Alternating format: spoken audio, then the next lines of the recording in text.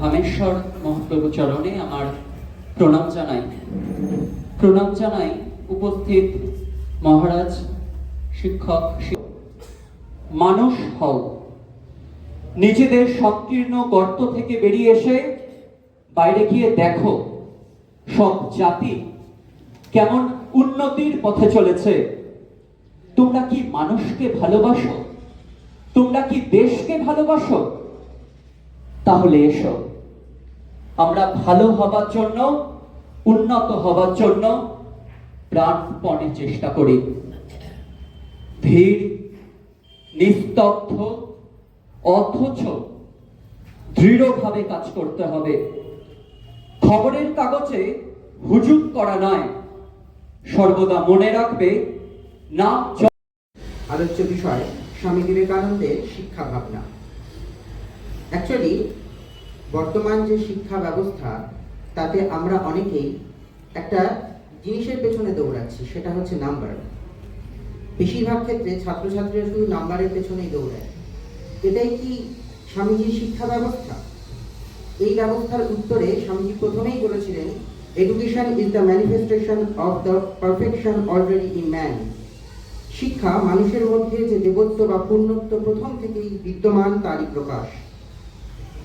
আসলে অ্যাকচুয়ালি যেটা চাই সেটা হচ্ছে শিক্ষা ক্ষেত্রে আত্মবিশ্বাস এবং আত্মমর্যাদা, যার অভাব প্রত্যেকের মধ্যেই এখন দেখতে পাওয়া যায়, বিশেষত ছাত্রছাত্রীদের মধ্যে। চরিত্র গঠন, বুদ্ধি মানুষকে সফল নজরে, তাহলে যে খবরগুলো প্রায় কমন উঠে চলে আসে, যেমন এ ওকে ঠকিয়ে দিয়েছে, এর লাশটা ওই পুকুরে ভাসছে,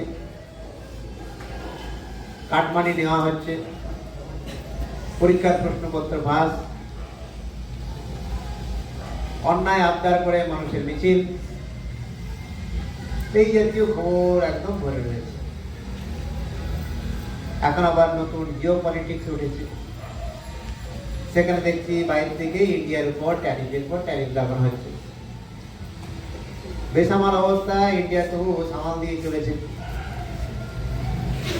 এই সমস্ত খবরাখবর আমি আমার বোনকে বাইরে পাঠিয়েছি, তারপর ফিরতে দেরি হচ্ছে দেখে আমি খুব উদ্বিগ্ন হয়ে গেছি। আমার বোন ঠিক টাইমে ঠিকভাবে ফিরে আসতে পারবে তো? কারণ আমার বিশ্বাস নেই রাস্তাঘাটে কখন কি হয়ে যেতে পারে। মা তার সন্তানকে পাঠিয়েছেন, তিনিও উদ্বিগ্ন রয়েছেন, সেই জন্য হয়তো বাবাকে পাঠিয়ে দিয়েছেন, যাও তো ছেলেকে নিয়ে এসে। ছেলে যদি ঢুকতে দেরি করে, বেশি রাত করে ফেরে, মা সন্দেহ করে কোথায় কাদের সাথে মিশছে। দোকানে মা বাজার করতে গেছেন, কিনে নিয়ে জানলেন যিনি উপস্থিত পূজনীয় মহারাজজিদের এবং অন্যান্য গুণীজনেদের, আমার সামনে উপস্থিত সকলকে আমার যথাযোগ্য সম্মান ও শ্রদ্ধা জানিয়ে আমি আজকের বক্তব্য শুরু করছি। আজকে আমার বক্তব্যের বিষয় নারী জাগরণে স্বামী বিবেকানন্দের ভূমিকা। স্বামী বিবেকানন্দের নারী মুক্তি ভাবনা সামগ্রিকভাবেই তার সমাজ চিন্তারই একটি অঙ্গ। ভারতের সন্ন্যাসীবৃন্দ সাধন পথের অন্তরায় জ্ঞানে চিরকাল নারী জাতিকে দূরে সরিয়ে রেখে এসেছেন। স্বামীজি কিন্তু অত্যন্ত সচেতনভাবে নারী জাতির কথা চিন্তা করেছেন। কারণ যদি নারী ও পুরুষ সমভাবে উন্নত না হয়, তবে দেশের বা জগতের সর্বাঙ্গীন উন্নতি সম্ভব নয়। যেমন এক পক্ষ পক্ষীর উত্থান সম্ভব নয়। স্বামীজির আরেকটি বিখ্যাত কথা, মেয়েদের পূজা করে সব জাতি বড় হয়েছে।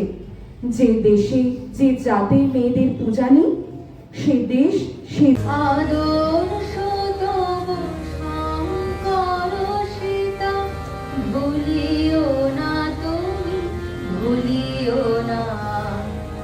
আদর্শ তব শঙ্কর সীতা, ভুলিও না তুমি, ভুলিও না। ভুলিও না তুমি মহাপবিত্র, ভুলি